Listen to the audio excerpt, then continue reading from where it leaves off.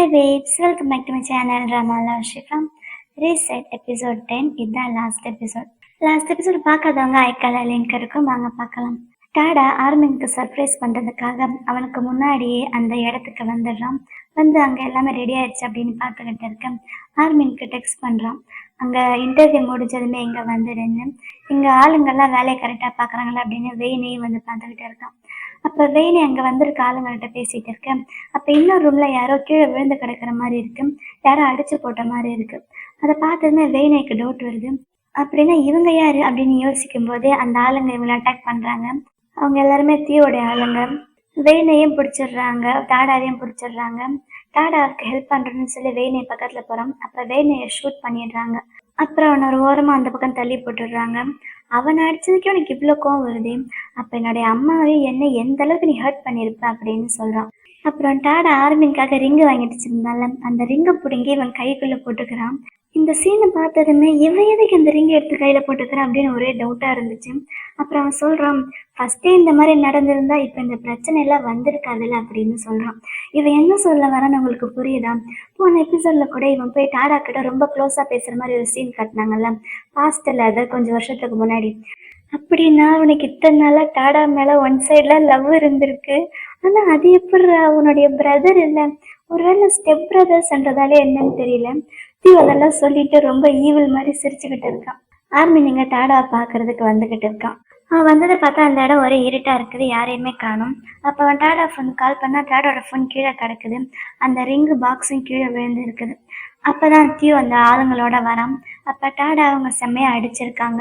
டாடாக்கு எப்படி இந்த அளவுக்கு அடிபட்டுச்சு அப்படின்னு அவன் பாக்குறான். தியூவை பார்த்ததுமே, என்ன வால் எங்கன்னு சொல்லி தேடிக்கிட்டு இருக்கியா, இங்க பாரு அப்படின்னு அவனை தள்ளி விடுறான். கிரவுன் மாதிரி இவ்வளோ பெரிய ஒரு கம்பெனியோடைய சிஇஓக்கு எப்படி இந்த நேரம் வந்துச்சுன்னு பாக்குறியா அப்படின்னு கேட்குறான். எதுக்கு இந்த மாதிரிலாம் பண்ண அப்படின்னு ஆர்மின்னு கேட்க, எதுக்கா, உன்ன மாதிரி ஒருத்தன் அவனை லவ் பண்ணால அதனால தான். இதுவே அவன் என்கிட்ட இருந்திருந்தா இதெல்லாம் நடந்திருக்காதுல்ல. அவன் என்ன ஹர்ட் பண்ணா, எங்க அம்மாவை ஹர்ட் பண்ணா, என்னை ஒரு அனிமல் மாதிரி கார்னர் பண்ணி எவ்வளோ டார்ச்சர் பண்ணியிருப்பான். இத்தனை வருஷமா நான் அவன் கூடயே க்ளோஸா இருந்து அவனை பத்தி எல்லாமே தெரிஞ்சு வச்சிருந்தேன் அப்படின்னு சொல்லும்போது அந்த ஒரு சின்ன ஃப்ளாஷ்பேக் கட்டுறாங்க. அப்ப டாடா யாருக்கும் தெரியாம ஆர்மினுக்கு தேவையான திங்ஸ் எல்லாம் தூரத்துல இருந்து பண்ணிட்டு இருந்தால அந்த விஷயம் தியூக்கும் தெரியும். ஆனா அதை பத்தி விசாரிச்சு ஃபர்ஸ்ட் பார்க்கும்போது அது யாரோ அவனோட க்ரஷ்ஷா இருக்கும், அது ஒன்றும் பெரிய விஷயம் இல்லை அப்படின்னு சும்மா இருந்திருப்பான். அப்புறம் இவங்க ரெண்டு பேரும் க்ளோஸ் ஆனதுக்கு அப்புறம் தான் இது பெரிய பிரச்சனை சொல்லி தியூக்கு தெரியுது. அவங்க ரெண்டு பேரும் க்ளோஸா இருக்கிறது தியூக்கு பிடிக்க மாட்டேங்குது. ஏன்னா நான் ஆல்ரெடி சொன்ன மாதிரி தியூக்கு டாடா மேல ஒன் சைட்ல லவ். எனக்கு இதை பார்த்தா கொஞ்சம் கூட சீரியஸ்னஸே வர மாட்டேங்குது, சிரிப்பு தான் வருது. அந்த லவ் தான் இப்ப எனக்கு வெஞ்சன்ஸா மாறிடுச்சு அப்படின்னு இப்பத்தியும் சொல்லிக்கிட்டு இருக்கான். இவனை விட்டுடு அப்படின்னு ஆர்மின்னு சொல்ல, விட்டுடுறதா, அது எப்படி அவ்வளவு அசால்ட்டா விட்டுற முடியும் அப்படின்னு அவனுக்கு ப்ரப்போஸ் பண்றதா தான் இந்த ஈவெண்ட் அவன் அழகா ரெடி பண்ணியிருந்தான். வெளியே மேரினி அப்படின்னு போஸ்டர்லாம் அங்க ஒட்டி இருந்துச்சுல்ல, அதெல்லாம் கீழே தள்ளி விட்டுட்டு அது மேல ஏறி நின்று மிதிச்சுக்கிட்டு இருக்கான். அப்ப வெயினையை ஷூட் பண்ணிட்டு அந்த பக்கமா தள்ளி போட்டாங்கல்ல, வெயினை மெதுவா அங்கிருந்து எந்திரிச்சு வரான். அவன் பின்னாடி இருந்து அட்டாக் பண்ண வெயினையே டாடாவும் பார்த்துடுறான். ஸோ அவனும் ரெடியா இருக்கான், அவனும் அட்டாக் பண்றான். அவங்களால முடிஞ்ச அளவுக்கு அவங்க எல்லாருமே அட்டாக் பண்றாங்க. ஆனா தியூ ஆர்மினை ஷூட் பண்றதுக்கு கார்னர் பண்ணிடுறான், ஷூட்டும் பண்ணிடுறான். இருந்தாலும் டாடா அவனை தள்ளி விட்டுட்டு போய் ஆர்மினை பிடிச்சிடறான். ஆர்மின் மேல இருந்து கீழே விழ போறான். டாடா அவன் கையை பிடிச்சிருக்கான். அப்ப அவனுக்கு அந்த பாஸ்ட் லைஃப்ல நடந்துச்சுல்ல அந்த இன்சிடென்ட் ஞாபகம் வருது. அப்ப இதே மாதிரி தானே அவன் மேல இருந்து கீழே விழுந்து செத்து போனான். ஆனா அப்ப நான் சாகுற அளவுக்கு இப்ப என் லைஃப் மோசமா இல்லை, ஏன்னா எனக்குன்னு ஒரு லவ் இருக்கு. நான் செத்ததுக்கு அப்புறம் எனக்காக கவலைப்படுற உண்மையான ஒரு ஹார்ட் எனக்காக இருக்கும் அப்படின்னு அவன் டாடாவை பார்த்துக்கிட்டே அவனே கையை விட்டுடுறான். தீவு மேல இருந்து அவனை விடு விடு அப்படின்னு டாடாவை அடிச்சுக்கிட்டு இருக்கான். அப்ப கரெக்டா அங்க போலீஸ் வந்துடுறாங்க. வெயினை எந்திரிச்சால அவன் போலீஸ்க்கு ஆல்ரெடி கால் பண்ணிட்டான் போல. அவங்க தீவை பிடிச்சிடுறாங்க. இங்க டாடா சீக்கிரமா ஆர்மினை ஹாஸ்பிட்டல் கூப்பிட்டு வந்து அட்மிட் பண்ணிடுறான். அப்புறம் அவனுக்கு சர்ஜரி எல்லாம் நடந்துகிட்டு இருக்கு. சர்ஜரி எல்லாம் முடிஞ்சிருச்சு. ஆனா அவன் இப்பயும் முழிக்கல, அன்கான்சியஸா தான் இருக்கான். அப்ப டாடா அவன் பக்கத்துல உட்காந்து அழுதுகிட்டு இருக்கான். அப்ப டாடாக்கு அவனுடைய பாஸ்ட் லைஃப் ஞாபகம் வருது. அன்னைக்கு ஆர்மின் மேல இருந்து கீழே விழுந்து செத்து போயிட்டான்ல, அதுக்கப்புறம் அவன் ஆர்மின்காக ரொம்ப ஏங்கிட்டே இருக்கான்.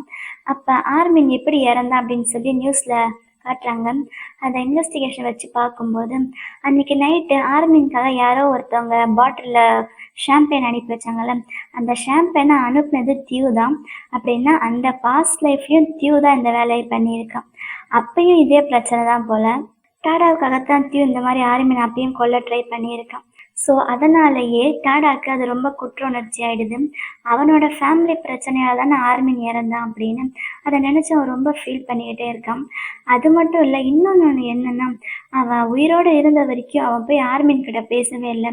அவன் கூட எந்த ஒரு கான்டாக்ட்லையும் இல்லைல்ல, தூரமாக இருந்தாலும் அவனை பார்த்துக்கிட்டு இருந்தான். ஸோ இன்னொரு சான்ஸ் கிடைச்சா கண்டிப்பாக நான் அவன் கூட போய் பேசுவேன். கண்டிப்பாக அவன் கூட நான் ரிலேஷன்ஷிப்பில் இருப்பேன் அப்படின்னு நினைக்கிறான். ஸோ எனக்கு இந்த லைஃப்பை ரீசெட் பண்ணுறதுக்கு ஒரு சான்ஸ் கிடைச்சா நல்லாயிருக்கும் அப்படின்னு டாடா நினைக்கிறான். அப்படின்னா டாடாவோடைய ஆசையில் தான் இவனோட லைஃப் ரீசெட் ஆச்சா என்னன்னு தெரியல. இன்னொரு லைஃப் எனக்கு கிடைக்கணும், அப்படி கிடைச்சா நான் எப்பயும் உன் கூட இருந்து உன்னை ப்ரொடெக்ட் பண்ணிக்கிட்டே இருப்பேன் அப்படின்னு திங்க் பண்ணுறான். அதுக்கப்புறம் அவங்க ஆசைப்பட்ட மாதிரியே லைஃப் ரீசெட் ஆகிடுது. ஃபஸ்ட்டு டாடாக்கு இந்த பழைய ஞாபகம்லாம் வர மாட்டேங்குது. ஆனால் ஆர்மின் சொல்ல சொல்ல இவனுக்கும் அடிக்கடி இந்த பழைய லைஃபோடைய ஞாபகம்லாம் கனவு மாதிரி வந்து வந்து போகுது. அதனால தான் இத்தனை நாள் அவன் ஆர்மின் கிட்ட தூரத்துலேருந்தே பழகிட்டு இருந்தவன் ஆர்மின் கிட்ட போய் பேசுகிறான், பழகுறான். அதெல்லாம் மைண்டுக்குள்ளே யாரோ சொல்கிற மாதிரி இருக்குது. இப்போ தான் அவனுக்கு அதெல்லாம் ரியலைஸ் ஆகுது, இவன் லைஃப்பும் ரீசெட் ஆகிருக்குன்னு. இன்னும் ஆர்மின் கோமால தான் இருக்கான் போல. டாடா அவன் பக்கத்தில் உட்காந்து அழுதுகிட்டு இருக்கான். ப்ளீஸ் என்கிட்ட திரும்ப வந்துடு அப்படின்னு அழுதுகிட்டு இருக்கேன். டாடா அவனுடைய லக்கி நெக்லஸ் ஒன்று வச்சுருப்பான்ல, அதை ஆர்மினோட கையில் சுற்றி வைக்கிறான். ப்ளீஸ் எனக்கு இன்னொரு ஒரு சான்ஸ் கொடு, என்னை விட்டுட்டு போயிடாது அப்படின்னு அவன் அழுதுகிட்டு இருக்கான். அடுத்த நாள் ஆயிடுச்சு. அப்பயும் டாடா அவன் ரூமில் தான் உட்காந்து அழுதுகிட்டு இருக்கான். அப்போ ஆர்மின் கண்ணை மூச்சுறான். அவன் கண்ணை மூச்சதுமே திரும்பி டாடாவை பார்த்து டாடான்னு கூப்பிட டாடா செம்ம ஹாப்பியாக ஆர்மின் பக்கத்தில் வந்து உடனே டாக்டர்ஸை கூப்பிட்றான். டாக்டர்ஸ் எல்லாம் வந்து அவனை செக் பண்ணி பார்க்குறாங்க. அப்புறம் டாக்டர்ஸ்லாம் செக் பண்ணிட்டு போனதுக்கப்புறம் டாடா ஆர்மின் கிட்ட பேசிக்கிட்டு இருக்கான். நீ மேலே இருந்து கீழே விழுந்ததுக்கப்புறம் போலீஸ் வந்து அவனை அரெஸ்ட் பண்ணிட்டு போயிட்டாங்க. அவன் ரிவெஞ்ச் எடுக்கிறதுக்காக தான் இதெல்லாம் பண்ணியிருக்கான் அப்படின்னு நடந்த விஷயத்த எல்லாமே அவன் எக்ஸ்பிளைன் பண்ணிக்கிட்டே இருக்கான். இனிமேல் எதுக்காகவும் கவலைப்படாத, இனிமேல் எப்பயும் நான் உன் கூட இருப்பேன், ஒவ்வொரு நாளும் உன் கூடவே இருந்து உன்னை ப்ரொடெக்ட் பண்ணிக்கிட்டே இருப்பேன் அப்படின்னு அவன் சந்தோஷமாக சிரிச்சுக்கிட்டு ஹேஷ்டேக் ஆர்மின் ஃபேன் கிளப்னு சொல்ல ஆர்மினுக்கு ரொம்ப ஹாப்பியாக இருக்குது. அவனும் ஸ்மைல் பண்ணுறான். அப்புறம் அவனை ஹாஸ்பிட்டலில் டிஸ்சார்ஜ் பண்ணிட்டு வந்துடுறாங்க. இப்போ கொஞ்ச நாள் ஆயிடுச்சு போல். ஆர்மினுக்கு முடியெல்லாம் வளர்ந்துடுச்சு, அவன் நல்லா இருக்கான். அப்போ டாடா பின்னாடி இருந்து வந்து அவனை கிஸ் பண்ணுறாங்க. இன்னைக்கு அவங்களுக்கு ஒரு ஈவெண்ட் இருக்குது, அந்த ஈவெண்ட்டுக்கு 2 பேரும் ஒரே மாதிரி ட்ரெஸ் பண்ணிட்டு போகலாம் அப்படின்னு டிசைட் பண்ணுறாங்க. ஏன்னா இதுக்கப்புறம் யாரும் நம்மளை பற்றி என்ன திங்க் பண்ணாலும் எனக்கு அதை பற்றி கவலை இல்லை அப்படின்னு டாடா சொல்கிறான். அப்புறம் வா ட்ரெஸ் சேஞ்ச் பண்ணலாம் அப்படின்னு டாடா ஆர்மினை தள்ளிட்டு வந்து ட்ரெஸ்ஸை கழட்ட என்ன பண்ணுற அப்படின்னு ஆர்மின் கேட்குறான். அதான் இன்னும் கொஞ்சம் டைம் இருக்குல்ல, அந்த டைமை நம்ம நல்லபடியாக யூஸ் பண்ணுவோம் அப்படின்னு அவன் அவனோட வேலையை பார்த்துக்கிட்டு இருக்கான். அப்புறம் அவங்க 2 பேரும் ஒரே மாதிரி பிளான் பண்ண மாதிரி ட்ரெஸ் பண்ணிட்டு அந்த ஈவெண்ட்டில் வந்து கலந்துக்கிறாங்க. அப்புறம் ஆர்மின் அவனோட ஃப்ரெண்ட்ஸ் கிட்ட வந்து பேசுகிறான். அங்கே ஜனீனு, சாம், நரீன், ஃபரீத் இவங்க எல்லாருமே இருக்காங்க. இப்போ இவங்க யாருமே எனிமி மாதிரி இல்லை, எல்லாருமே நல்லபடியாக ஃப்ரெண்டாக தான் பேசிக்கிறாங்க. அவங்க ரென்னை பற்றி பேசுகிறாங்க. ரென் ஏன் இந்த மாதிரி பண்ணான், அவன் பண்ணது ரொம்ப தப்பு, அவனோட லைஃபே இப்படி ஆயிடுச்சு அப்படின்னு பேசிக்கிட்டு இருக்கேன். ஆமாம், அவன் என்னமோ லைஃப்பை வீடியோ கேம் மாதிரி நினச்சிக்கிட்டான் போல, நினச்சா ரீசெட் பண்ணிக்கலாம்னு நினச்சான் போல அப்படின்னு சொல்ல ரீசெட் பண்ணலாமே, ஏன் நான் பண்ணலையா அப்படின்னு ஆர்மின்னு சொல்ல எல்லாரும் ஒரு மாதிரி பார்க்குறாங்க. இல்லை சும்மா ஜோக்கு சொன்ன அப்படின்னு அவன் பேச்சை மாற்றிடுறான். நரீன் கூட இப்போ இவன் கூட நல்லபடியாக ஃப்ரெண்டாக தான் பழகுறான். சாம் இருக்கான்ல, சாமும் சார்லியும் ஒரு ரிலேஷன்ஷிப்பில் இருந்தாங்கல்ல. ஃபஸ்ட்டு பாஸ்ட் லைஃப்பில் சார்லி எப்படி ஆர்மியை சீட் பண்ணான், அதே மாதிரி இந்த லைஃப்லேயும் சார்லி வந்து சாமை சீட் பண்ணுறான். அப்படின்னா சார்லியோட கேரக்டரே அதான் போல், யார் கூட இருந்தாலும் எப்படியாச்சும் யாரையாச்சும் சீட் பண்ணிட்டு தான் இருப்பான் போல்.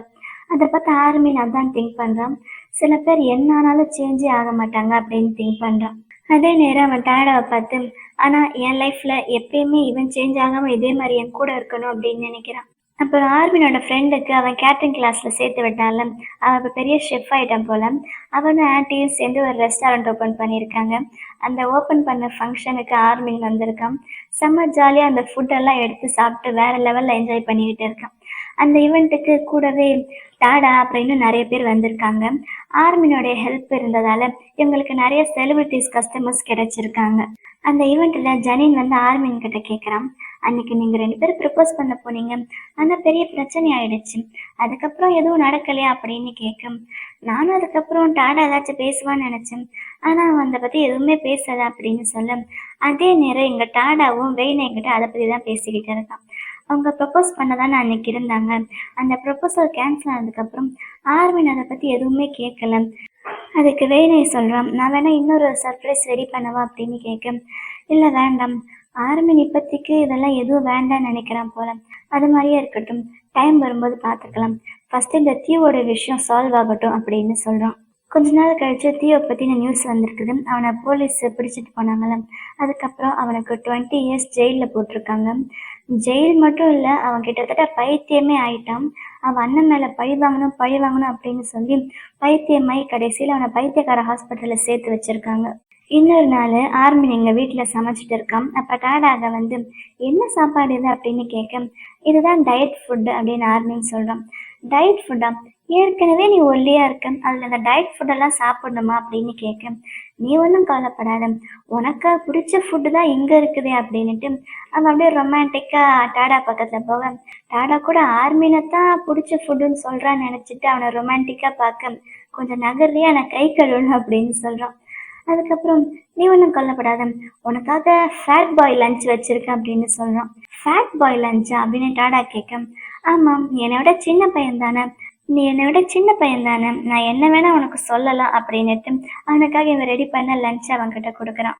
அப்படின்னா என்னை விட உனக்கு வயசு அதிகம், நீ ஒத்துக்கிற அப்படின்னு கேட்க, அதுக்கு ஆர்மின்னு ஒத்துக்கிறான். அப்புறம் டாடா ஆஃபீஸ் கிளம்ப அவன் கணத்துல கிஸ் பண்ணி அவன் செஞ்ச லஞ்சை கொடுத்து அனுப்ப, டாடா வந்து ஆர்மின் கணத்துல ஒரு கிஸ் பண்ணிட்டு போறான். எங்கள் ஆஃபீஸில் இருக்கும்போது அவன் ஏதோ முக்கியமான மீட்டிங்கில் இருக்கான். அப்போ அவன்கிட்ட ஆர்மின் கிட்ட இருந்து டெக்ஸ்ட் வருது, லன்ச் டைம் ஆயிடுச்சு, நான் பேக் பண்ணி கொடுத்தேன், அந்த லஞ்சை சாப்பிட்டே அப்படின்னு கேட்க, உடனே அங்கே வந்திருக்க மாட்டேன், நீங்கள் போய் லஞ்ச் சாப்பிடுங்க, நானும் லஞ்ச் சாப்பிட போகிறேன் அப்படின்னு அவங்கள அனுப்பி வச்சிடுறான். லஞ்சு சாப்பிட்றதுக்கு முன்னாடி கீழே ஹவுஸ் கீப்பர் கால் பண்ணி, நான் ஒரு லஞ்ச் பாக்ஸ் கொண்டு வந்தேன்ல, அதை இங்கே கொடுத்து அனுப்புங்க அப்படின்னுட்டு அந்த லஞ்சை சாப்பிட்றதுக்கு வேற லெவலில் ரெடி பண்ணிக்கிட்டு இருக்கான். லஞ்ச் பாக்ஸ் வந்துடுச்சு. அதை ஓப்பன் பண்ணி பார்த்ததுன்னு உனக்கு செம்ம ஹாப்பி ஆகிடுது. அது வந்து ஒரு அழகான பென்டோ பாக்ஸ் மாதிரி ரெடி பண்ணியிருக்கான். உடனே டாடா அதை வீடியோ எடுக்கிறான். அப்புறம் அவன் கூட சேர்த்து வச்சு செல்ஃபியில் எடுக்க பார்க்குறான். அவனால் எடுக்க முடியல. ஸோ வெயினை கையில் கொடுத்து வீடியோ எடுக்க சொல்ல வெயினே எடுக்கிறான். அதை கையில் வச்சுட்டு ஹார்ட் காட்டுறான், சூப்பர்னு காட்டுறான், வேற லெவலில் போஸ்ட் கொடுத்துக்கிட்டு இருக்கான் டாடா. அப்போ திடீர்னு டாடாவுக்கு ஒரு ஐடியா வருது, எனக்காக நீ ஒன்று பண்ணணுமே அப்படின்னு வெயினே கிட்ட சொல்கிறான். என்ன பிளான் பண்ணானோ தெரியல. அடுத்த சீனில் டாடாவும் ஆர்மினும் அந்த பாலத்தில் நின்றுட்டு இருக்காங்க. அவங்க 2 பேரும் ஃபர்ஸ்ட் டைம் மீட் பண்ணாங்கல்ல, அந்த பாலம் தான். அப்போ டாடா சொல்கிறான், அன்னைக்கு மட்டும் நான் உன்னை இங்கே பார்க்காம இருந்திருந்தா என் லைஃபே முடிஞ்சிருக்குல்ல அப்படின்னு சொல்ல, அப்போ ஆர்மினும், ஆமாம், அன்னைக்கு எனக்கு பசிக்காமல் இருந்திருந்தா நான் இங்கே நூடுல்ஸ் சாப்பிட வந்திருக்க மாட்டேன், அந்த நூடுல்ஸ் தான் நம்ம 2 பேரோட லைஃப்பும் காப்பாத்துச்சு அப்படின்னு சொல்கிறோம். அப்படின்னா அன்னைக்கு எனக்கு பசி வந்தது ரொம்ப நல்லதாக போச்சு அப்படின்னு பேசிக்கிட்டு இருக்காங்க. ஆனால் அன்னைக்கு உன்னை பார்த்ததுக்கப்புறம் என் லைஃப்பில் எனக்கு சாகணும்னு தோணவே இல்லை, நீ தான் எனக்கு வாழறதுக்கு ஒரு அர்த்தமே கொடுத்த அப்படின்னு சொல்கிறான். அதுக்கு ஆர்மினும், இப்போ நான் உயிரோடு இருக்கிறதுக்கு நீ தான் காரணம், நீ தான் எனக்காக எல்லாமே பண்ணியிருக்க அப்படின்னு 2 பேரும் மாற்றி மாற்றி புகழ்ந்துக்கிட்டு இருக்காங்க. இப்போ எனக்கு என் லைஃப்பில் இருக்க சந்தோஷம், இந்த செலிப்ரிட்டி, இதெல்லாம் நீ எனக்கு கொடுத்தது தான் அப்படின்னு சொல்ல, ஆமாம், நான் தானே உன்னோட ஃபேனு, #ஆர்மின்ஸ் ஃபேன் கிளப் அப்படின்னு சொல்கிறான். அப்புறம் ஆர்மினை லைட்டாக கிஸ் பண்ணிவிட்டு அவன் கையை பிடிச்சி வா அப்படின்னு எங்கேயே கூட்டிகிட்டு போகிறான். அந்த இடத்த பார்த்ததுமே, நீ என்ன கைடா, இங்கே எதுக்கு என்னை கூப்பிட்டு வந்திருக்க அப்படின்னு கேட்க, அந்த இடம் இருட்டாக இருந்தது. அவன் கை தட்டதுமே லைட் எரியுது. அவன் ப்ரப்போஸ் பண்ணுறதுக்காக அந்த இடத்த ரெடி பண்ணி வச்சுருக்கான் போல். அப்போ அந்த பென்டோ பாக்ஸ் வச்சுட்டு அவன் போஸ் கொடுத்தான்ல, அதெல்லாம் கட் அவுட் அங்கே வச்சுருக்குது. அதெல்லாம் ஆர்மினுக்கு ரொம்பவே பிடிச்சி போயிடுது. பரவாயில்லையே, இந்த சர்ப்ரைஸ் வேலைலாம் நீ ரொம்ப நல்லா பண்ணுற, பேசாமல் இதையும் உன் பிஸ்னஸில் ஆட் பண்ணிக்கோ அப்படின்னு அவன் கிண்டலாக சொல்கிறான். அதுக்கப்புறம் ஃபயர் ஒர்க்ஸ் எல்லாம் ரெடி பண்ணியிருக்கான். ஆர்மி அந்த ஃபயர் ஒர்க்கை ரொம்ப ஆச்சரியமாக பார்த்துக்கிட்டு இருக்கேன். அப்போ டாடா அவன்கிட்ட ரிங் கொடுக்குறான். கொடுத்து, நீ தான் என்னுடைய ப்ரெசண்ட்டு, இன்னைக்கு மட்டும் இல்லை எப்பயுமே அப்படின்னு அவனுக்கு ப்ரப்போஸ் பண்ணுறான். அப்புறம் என்ன, 2 பேரும் ஹாப்பியாக கிஸ் பண்ணுறாங்க. இந்த கிஸ்ஸு தான் உன்னுடைய ஆன்சர், நான் எடுத்துக்கலாமா அப்படின்னு டாடா கேட்க, ஆர்மின் ஓகேன்னு சொல்கிறான். அப்புறம் அந்த ரிங்கை ஆர்மின் கையில் போட்டு விட்டுட்டு டாடா அவன் கையை பிடிச்சி கிஸ் பண்ணுறான். அப்புறம் 2 பேர் ரொம்ப ஜாலியாக ஹாப்பியாக ஹக் பண்ணிக்கிறாங்க. மறுபடியும் 2 பேர் ரொம்ப ரொமான்டிக்காக கிஸ் பண்ணிக்கிட்டு இருக்கேன். அப்படியே நிறைய வருஷம் ஆயிடுது. அந்த பாஸ்ட் லைஃப்பில் அவன் செத்து போனால 2025, அந்த டே இன்னைக்கு வருது. அவங்க 2 பேரும் கொஞ்சம் வயசாயிடுச்சு. இருந்தாலும் அவங்க அன்னைக்கு எப்படி 2 பேரும் ஹாப்பியாக ரொமான்டிக்காக இருந்தாங்க, அதே மாதிரி இப்போ வரைக்கும் அவனும் டாடாவும் ரொம்ப ஹாப்பியாக அதே மாதிரி அதே லவ்வோடு இருக்கிறாங்க.